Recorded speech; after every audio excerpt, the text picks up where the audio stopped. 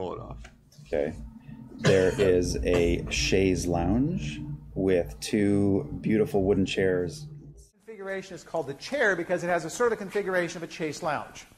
There's the back, there's the butt end part, and there's where you put your feet.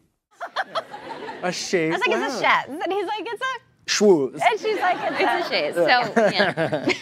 That was one of the big. When Grant Wood was there, that was a chaise lounge chair that he designed, and the little light is off there, you see, that he used to use for reading. I've been on this little book tour, poetry tour. Did you really steal a chaise lounge? So that's the thing. They think, like if you write murder. There it is. It's more like a chaise lounge, I guess.